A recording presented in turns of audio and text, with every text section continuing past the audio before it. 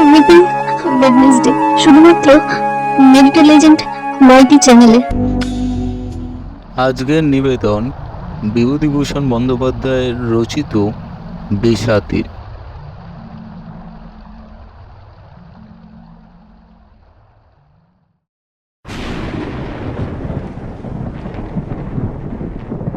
ভীষণ বর্ষার দিন। নিরুপমার জ্বর আজ কদিন ছাড়ে না। শিউলি পাতার রস খাওয়ালাম, দোকান থেকে পাচন এনেও খাওয়ালাম, কিন্তু অসুখ কিছুতেই সারে না। স্কুলে ছুটি হওয়ার সময় রোজ ভাবি যে আজ বাড়ি গিয়ে দেখবো নিরুপমার জ্বর ছেড়ে গিয়েছে। রাস্তা থেকে চেয়ে দেখি জানলা দিয়ে যে কি দেখা যাচ্ছে, নিরুপমা কি বিছানায় উঠে বসেছে না শুয়ে আছে। রোজ নিরাশ হই। নিরুপমা শুয়ে আছে, ছটফট করছে, এপাশ ওপাশ করছে, মস্ত লেপ মুড়ি দিয়েছে। দেখলেই বুঝতে পারি যে ওর আবার জ্বর এসছে। সামান্য কটা মাইনের মাস্টারি করি, ওই 11টি টাকা মাইনে আমার। স্বামী স্ত্রী দুজন থাকি বাড়িতে, কায়ক ক্লেশে চলে। পৈতৃক আমলে ধান জমিতে যদি দুটো ধান না হতো তাহলে সংসার একেবারেই চলতো না। নিরুপমা গোছালো গৃহিণী, যা আনি বেশ চালিয়ে দেয়। মাছ মাংস এই যুদ্ধের বাজারে আমাদের ঘরে আসা মুশকিল। হাট থেকে চাঁদা মাছ আর চুনোপুটি কিনে আনে। আমাদের স্কুলের বুড়ো পণ্ডিত কেশব ভট্টাচার্য মাছ বিক্রি করে মেছো হাটায়। দোষ দিনে ওকে, মাইনে পায় মাত্র 3.5 টাকা। হ্যাঁ, 3.5 টাকা। বিশ্বাস করা মুশকিল হয় জানি, কিন্তু এই 3.5 টাকার জন্য বুড়ো কেশব ভট্টাচার্য 2 মাইল দূরবর্তী তালকুনা নকিবপুর গ্রাম থেকে 10টায় আসে আর 4টায় ফেরে।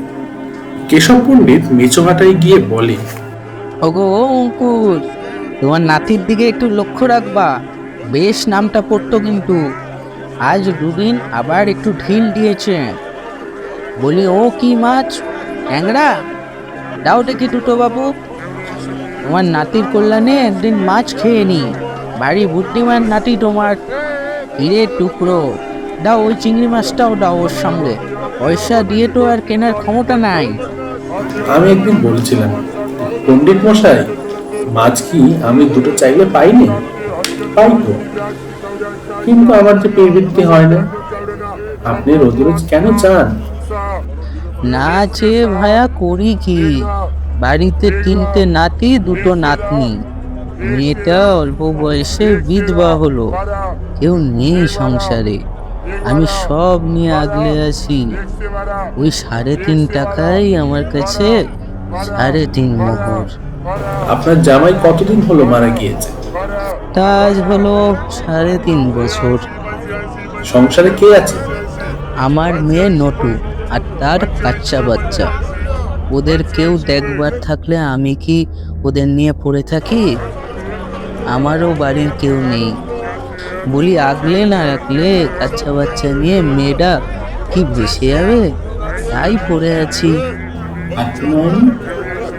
মাঝে মাঝে পুজো আশ্চা করি, কলাটা, মূলোটা, সিকিটা, দুয়ানিটা, এই আয়।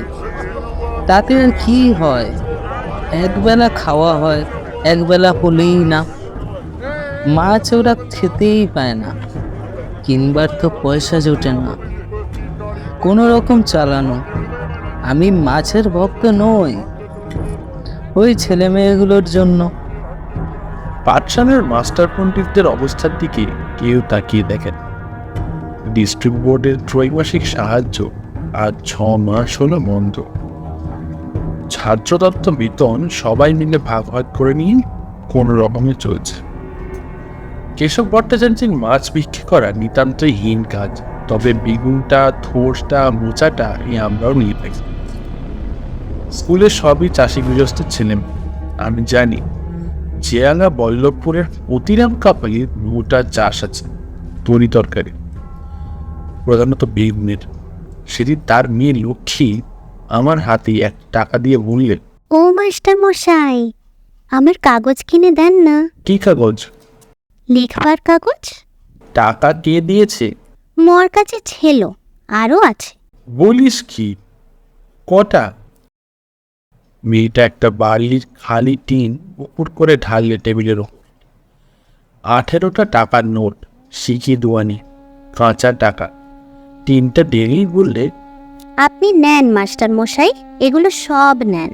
খাবার কিনবেন, মুই কাপড় জামা কিনবো, গজা কিনবো, মুরগি কিনবো। আমি ধমক দিয়ে ওকে থামিয়ে বললাম, থাম থাম, চুপ কর। এত টাকা তুই পেলি কোথায়? তুই বলতো আগে। মাস্টার মশাই, লক্ষ্মী আমাদের একটা করে পয়সা দিচ্ছে জল খাবার খেতে। নিয়ে আয় সেই পয়সা আমার কাছে, নিয়ে আয় দেখি। আর অমনি মেয়ে দুটো চকচকে আদলি নিয়ে এসে আমার টেবিলে রেখে দিল। কি সর্বনাশ! এরে পয়সা বলে? হ্যাঁ রে, কি জিনিস? মেয়ে দুটি অপ্রতিম মুখে এই ওর থেকে চাইতে লাগে। বল, এ কি জিনিস? এর নাম পয়সা বুঝি? ওরা নির্বাক। একজন সাহস সঞ্চয় করে আমার দিকে বিজ্ঞের দৃষ্টিতে চেয়ে বললে, মাস্টার মশাই, আমি বলবো? বল না। নোট মাস্টার মশাই। নোট? তার নোট মানে কি? তবে শিখি? না, এর নাম আদলি, 8 আনা। 1 টাকার অর্ধেক। যা বসকে যান। প্রতিরামকে খবর দিয়ে আনিয়ে তার পরদিন সব টাকা তার হাতে দিয়ে দিতে সে মহা সন্তুষ্ট হয়ে বললে, রে হতভাগা মেয়েটা আমার বালিশের তলা থেকে টাকাটা চুরি করেছিল মাস্টারমশাই।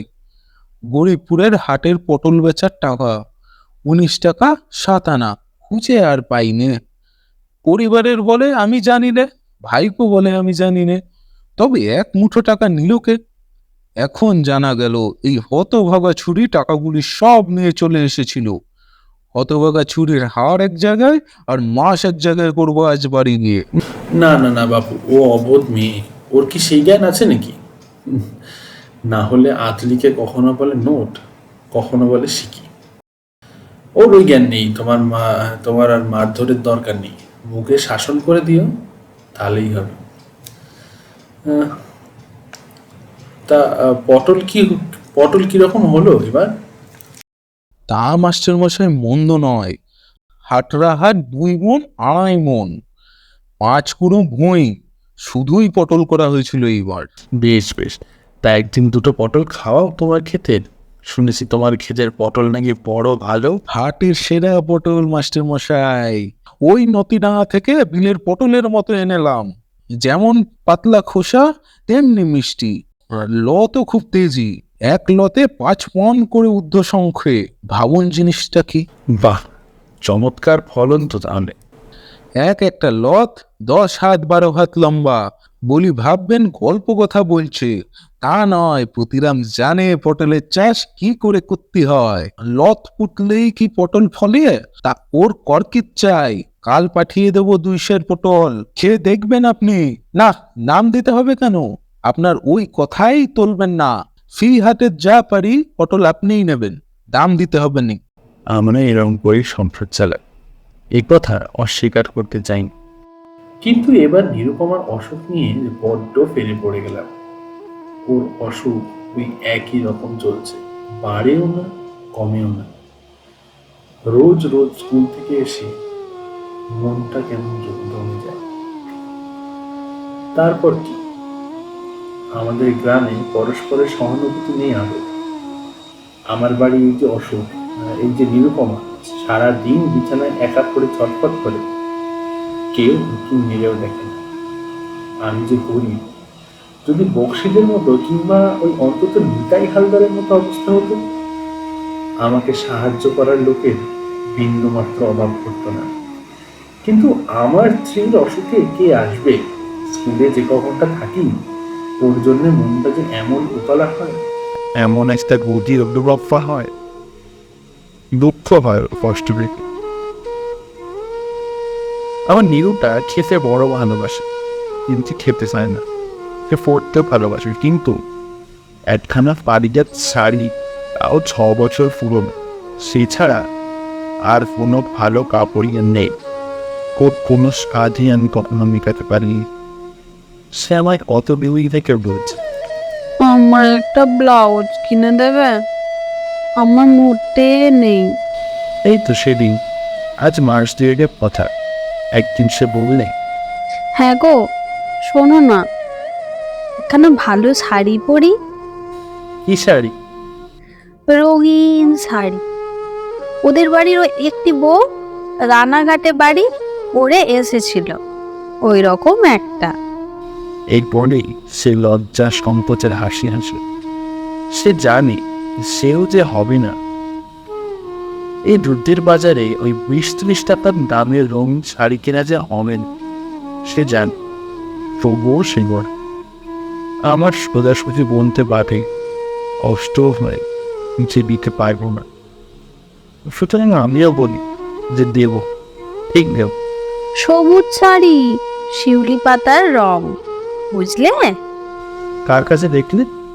ওই রানাঘাটের পিসিমা এসেছেন ও বাড়িতে, তার ছেলের বউ। আচ্ছা, বেশ বেশ। দেবে তো? কেন দেব না? নিরুপমা বুঝেও অবুঝের মতো অনেক সময় বলে, একেবারে ছেলে মানুষের মতো, যদিও তার বয়সটা 25।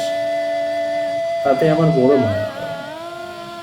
ভাবি কখনো যদি একসঙ্গে 20 টাকাও পাই, তবে আমার নিরুর জন্য রঙিন শাড়ি হতো। সেবার বড্ড আশা হয়েছিল যে এবার বোধ হয় নিরুকে একখানা কাপড় দিতে পারে। দিগম্বর এসে বললেন, পণ্ডিত মশাই, একটা ছেলের হাত দেখিয়ে দেবেন? ঠিকুজি কুষ্টি না শুধু হাত? ঠিকুজি কুষ্টি করে দিতে পারবেন? বলে ওই করতে করতে চুড়ি পাকবো বললো, হয় না ভাই তোমার ওই পাড়ার 55 বিশ্বাসকে জিজ্ঞেস করো। জিজ্ঞেস আর করতে হবে না পণ্ডিত মশাই, কত লাগবে তাই শুনি। 20 টাকার কমে হবে না। ছেলেটা কি? আমার বড় সম্বন্ধের ছেলে। আমার ছোট ছেলের অন্নপ্রাশন হবে সামনের বুধবার, তাতে সবাই আসছে কিনা? তা তুমি তোমার ছোট ছেলের একখানা ঠিকুজি কুষ্টি এই সময় তৈরি করে নাও না কেন? এই সময় তো করা ভালো, সস্তায় করে দেবো 5 টাকা দিয়ে। দিগম্বর নামলি বড় চাষি গৃহস্থ, সে রাজি হয়েই চলে গেল। মনে মনে ভাবলাম, নিরুর ছাইটা এবার হয়েই গেল। কিন্তু শেষ পর্যন্ত ওর সম্বন্ধের ছেলে এলোই না। দিগম্বরের ছেলের ঠিকুজি তৈরি করে 5 টাকা পেয়েছিলাম। রহমান ডাক্তার এই অঞ্চলের মধ্যে অসারওয়ালা হোমিওপ্যাথিক ডাক্তার, ফি নেয় 1 টাকা করে। নিরুর অসুখ যখন কিছুতেই সারে না, তখন তাকে ডাকলাম। রহমান ডাক্তার ঘোড়ায় চড়ে রোগী দেখে। আমার উঠোনে নেমে বললেন, মাস্টার মশাই আছেন? আমি এগিয়ে নিয়ে এলাম। কি অসুখ? কার? মার ঠাকুরনের? হ্যাঁ আসুন, দেখুন দেখি ভালো করে। আপনার সংসারে তো আর লোক নেই। না। তাই তো, কদিন অসুখ? এই হলো আজ 2 হপ্তাহ। রহমান ডাক্তার দেখে শুনে 24 রকমের খুঁটিনাটি প্রশ্ন করে ওষুধ দিয়ে গেল। ভালো লোক, ভিজিটের টাকা নিতে চাইলেন না আমার কাছে। বললেন, ও কি টাকা? না থাক থাক, আপনি দেবেন না। না না, নিতে হবে। তা কখনো হয়? আমার ছেলেটা পড়ে আপনার স্কুলে, আপনি তার মাস্টার মশাই। টাকা দেয়া নেওয়ার সম্বন্ধ নয় এখানে, তার দিকে একটু লক্ষ্য রাখবেন দয়া করে।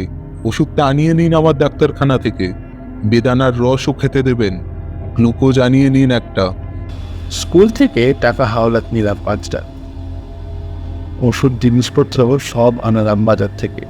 নিরু নাকি শুধু বললে, আমি বার্লি খাবো না। খাও লক্ষ্মীটি, খেতে হয়। আমিও খেতে পারি না। না খেলে কি জ্বর ছাড়ে নাকি? খেয়ে নাও। আমাকে সন্দেশ কিনে দেবে? সন্দেশ খাবো। আচ্ছা সেরে ওঠো, দেবো বই কি, নিশ্চয়ই দেবো। দেবে? ঠিক? ঠিক দেব। সব জিনিসই ওকে বলি দেবো দেব। না পারি একখানা ভালো শাড়ি দিতে, না পারি ব্লাউজ দিতে, না পারি কখনো ভালো কিছু খাওয়াতে।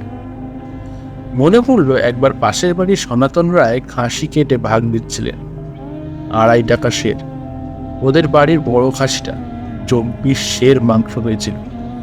নিরু বললে, হ্যাঁ গো, মাংস নেবে? বড় ঠাকুরদের বাড়ি দিচ্ছে, কদিন মাংস খাইনি। নিয়ে এসো না একটু, 1 পোয়া নিয়ে এসো। এক পুরো নিয়ে এসো গে। বেশি দামের মাংস ওর বেশি আর কিনতে পারবো না, দুজনে ওই খাবো এখন। তুমি নিয়ে এসো, আমি বাটনা বেটে রাখি। কিন্তু ওরা এক পোয়া মাংসের খদ্দের শুনে না সেটকাল অন্তত এক সের নিতেই হবে। অত বড় খাসি এক পোয়া আধ পোয়া করে ভাগ করলে চলে না। 1.5 সের 2 সের মাংসের খদ্দেররা সব কচুর পাতা কলার পাতা হাতে করে নিয়ে বসে আছে। সেবার নিরুকে এসে বলেছিলাম, আনবে তো? ঠিক আন। এই মাসের মধ্যে সে আর 6 মাস হয়ে গেল মাংস আনাও হয়নি, ওকে খাওয়ানোও হয়নি। রাত্রে নিরুপমা জ্বরের ঘোরে বুড়বগে তখন কেবলই কথাই মনে হয় যে ও একদিন মাংস খেতে চেয়েছিল, ওকে খাওয়ানো হয়নি। ও কতদিন একখানা রঙিন শাড়ি চেয়েছিল, ওকে তাও কিনে দেওয়া হয়নি। ও যদি না বাঁচেন তবে ওই সব কথা কোথায় লেখা থাকে। রাত্রে কেউ থাকে না বাড়িতে। আমি নিরুর বিছানার পাশে একা একা বসে আছি। রাত্রে অনেক সময় মানুষ চিনতে পারে না, ভয়ে ভয়ে আমার দেখেছি চোখ বড় বড় করে বলে, কে বসে? কে কে গো ওখানে? আমি ওকে পাখার হাওয়া দিই, মাথায় জলপট্টি লাগাই, গ্লুকোজের জল খাওয়াই। বসে বসে ভাবি কাল জগন্নাথ বক্সিদের বাড়ি গিয়ে জানাবো আমার দুঃখ। রাত্রে একা থাকতে পারিনি রোগী নিয়ে, কোনো একটা সাহস পাই। তার উপর রোদটা পুরো করে যেন কান্না আসে। অনেক রাত্রে যখন একটু ঢুলুনি এসছে, কখন যে ঘুমিয়ে পড়েছি জানি না। ঘুম ভাঙলো কি একটা শব্দ শুনে ধর্মর করে জেগে উঠে দেখি নিরুপমা বিছানায় নেই, ঘরের দোর খোলা। ছুটতে গিয়ে দেখি রোয়াকে যে নিরু টলতে রোয়া পার হয়ে পৈঠেতে নামতে যাচ্ছে। আমি খপ করে ওর হাত ধরে বললাম, এসো এসো, যাচ্ছ কোথায়? নিরুপমা চিৎকার করে গান জুড়ে দিল, পান কৌড়ি ডাঙায় ওঠেছে, তোমার শাশুড়ি বলে দিয়েছে বেগুন কোটসে। আমি বললাম, ও নিরু, ছি ছি ছি, ওরূপ চেয়েছিও না, চেঁচাতে নেই, ঘরের মধ্যে এসো। নিরু থপ করে রোয়াকের উপর বসে পড়ল। জ্ঞান কাণ্ড নেই, এলোমেলো অবস্থা। আমি অনেক করে বুঝিয়ে ওকে ঘরের মধ্যে নিয়ে এসে শুইয়ে দিলাম। এমন দুঃখ হলো মনে। গরিব বলে কি কেউ এত বড় বিপদে অমন দেখে না? কাল বক্সিদের বাড়িকে সব খুলে বলব দেখি, যদি ওদের দয়া হয়। রাত্রি কোনো রকমে কাটলো। খানিক পরে পূর্বটি বর্ষা হয়ে এলো। সঙ্গে সঙ্গে বক্সিদের বাড়ি গিয়ে বিপদ জানিয়ে সাহায্য ভিক্ষা করার মতলব আমার কোথায় যেন মিলিয়ে গেল। সংকোচ হয় বলতে, ও আমি পারবো না। মাথার উপর ভগবান আছেন, আমাদের মতো গরিবের তিনি অবলম্বন। রহমান ডাক্তার সকালে এলে আমি রাত্রে ঘটনা বললাম। ডাক্তার বলল, হাই ফিভার হয়েছিল, তাই অমন করেছিলেন। মাথায় জল দিলেন না কেন? রাতে খুব সাবধানে থাকবেন, আর নার্সিং যেন ভালো হয়। উঠে হেঁটে বেড়াতে দেবেন না। বেটপ্যান একটা পাঠিয়ে দেবো এখন আমার কম্পাউন্ডারের হাতে। একাই ওষুধ দিই, একাই বাতাস করি, একাই বেড ব্যান্দর। না, মিথ্যে কথা বলবো না। পরদিন ঘাটে নাইতে গিয়ে মুকুজ্জেপাড়ার ঘাটের পাড়ার উঁচু জঙ্গলে ওল তুলছি শাবল দিয়ে। জীবন মুখুজ্জের বড় মেয়ে আশালতা বললে, কি কাকা বাবু? হ্যাঁ মা, ওল তুলছি একটা, পাতা বেশ হলদে হয়ে এসছে, ওই বড় ওলটা। কাকিমার অসুখ নাকি কাকা বাবু? হ্যাঁ রে মা, বড্ড কষ্ট হচ্ছে। দেখাশোনা করছে কে? আমি? আর কে করবে? আহা হা, একা আপনি? রাত্রেও? আপনার তবে বড্ড কষ্ট হচ্ছে। মেয়ে মানুষের অসুখের নার্সিং কি পুরুষ দিয়ে হয়? আমায় যে যেতে দেবে না কাকাবাবু। গেলে 5টা কথা উঠবে। গা যে কীরকম তা তো জানেন। নইলে আমি রাত্রে আপনাদের বাড়ি যেতাম কাকাবাবু, জাগতাম সারা রাত। না না না মা, না, তুমি বেঁচে থাকো, ভালো তোমার, যেতে হবে না। মুখে যে তুমি বললে এই যথেষ্ট। ভালো মুখ মা তোমার, ঈশ্বর তোমার মঙ্গল করুন। ওল তুলে জলে নামতে নামতে বললাম, আশালতা সিক্ত বস্ত্রে দাঁড়িয়ে আছে ঘাটের পাড়ে। করিচ্ছে যেন ও আরো কিছু বলবে। আমি বললাম, মা তুমি যাও। কাকাবাবু, দিন মানে কাকিমার কাছে কে থাকে? কেউ না মা, তবে দিন মানে সে ভালো থাকে একরকম। জ্বরের বার যত সব রাত্রিরে। সেই দিন স্কুল থেকে ফিরে এসে দেখি আশা নিরুপমার বিছানায় বসে বাতাস করছে। বড় ভালো লেগেছিল আমার দেখে। বড় লোক না হলেও ওর বাবা জীবন মুখুজ্জে গ্রামের অবস্থাপন্ন এবং সম্ভ্রান্ত ব্যক্তিদের একজন। তার মেয়ে এসেছে আমার মতো দরিদ্র স্কুল মাস্টারের স্ত্রীর রোগশয্যার পাশে।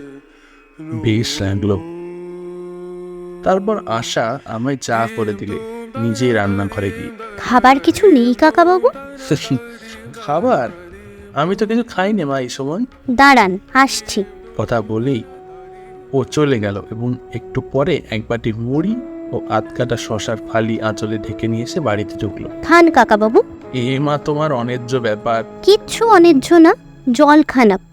ভালো হোক মা, হ্যাঁ ভালো হোক। তুমি চলে যাও এখন, আমি এসে গেছি। আমি দেখাশোনা করে নেবো।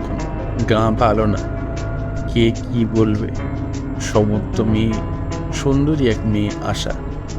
তারপর আর আসেও নি বোধ হয়, আর ওকে আসতে দেয়নি ওর বাড়ির লোক।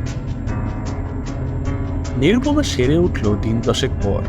ওকে ভাত রেঁধে খাইয়ে তবেই আমি স্কুলে যাই।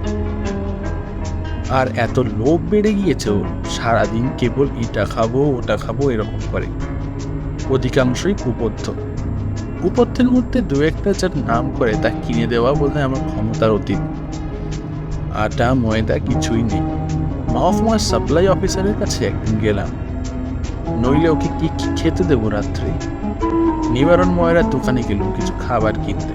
এই অঞ্চলের ওস্তাদ কারিগর কিন্তু নিবারণ। রসগোল্লা, পান্তুয়া, বরফি, সন্দেশ, জিলিপি যা তৈরি করে। আমি শহরে আসবো শুনে নিরুপমা বলে দিয়েছে চুপি চুপি। খাবার এনো, বুঝলে? খাবার আনবে ভালো দেখে।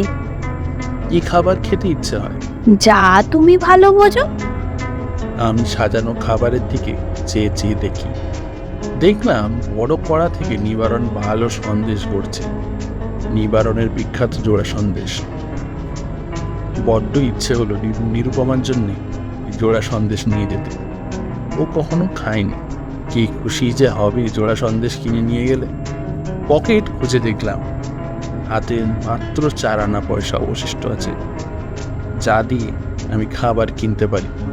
তাতে মোটে 1 আনা জোড়া সন্দেশ হবে, আর বাকি থাকবে 1 আনা। 2-3 বার খেয়েছিলাম। কি সুন্দর জোড়া সন্দেশগুলো। নিরুপমার হাতে যদি দিতে পারতাম। কিন্তু 1খানা সন্দেশ নিয়ে যাওয়ার চাইতে 1 পোয়া কুচো গজা নিয়ে যাওয়া অনেক ভালো। অনেকগুলো পাওয়া যাবে। তাই মনের স্বাদ মনে চেপেই বললাম, কুচো গজা আছে? কত করে সে? তাও তো 3-6টা। বেশ টাটকা টাটকা দেখে দিও কিন্তু। সন্ধ্যার পর বাড়ি ফিরতেই নিরুপমা জিজ্ঞেস করলে, খাবার এনেছো? কি দেখি। আমি হাসি মুখে পুটলিটা দেখিয়ে এমন ভাবে কথা বলি যেন অনেকখানি গুপ্ত রহস্যের ভান্ডার এই পুটলির মধ্যে সঞ্চিত। ওর নাম কি? নিবারণ ময়রার কুচো গজার প্রশংসায় পঞ্চমুখ হয়ে পড়লাম আমি। এমনটা দেখিনি এই জেলায় আর হয় না। বিখ্যাত কুচো গজা, নিবারণের কুচো গজা কলকাতা পর্যন্ত যায়। বড় বড় লোকে দেখলাম কিনে নিয়ে যাচ্ছে। তবে বড্ড দাম, পাওয়াই যায় না। যেমন কড়া থেকে নামে অমনি কাড়াকাড়ি শুরু হয়ে যায়। ওই অতি কষ্টে আধপোয়া সংগ্রহ করে এনেছি। দেখো না, তুমি আগে 2খানা খাও, আরো 2খানা নাও না। তারপর মহা খুশির সঙ্গে খেতে খেতে বললে, বাহ, সত্যি কি চমৎকার জিনিস না?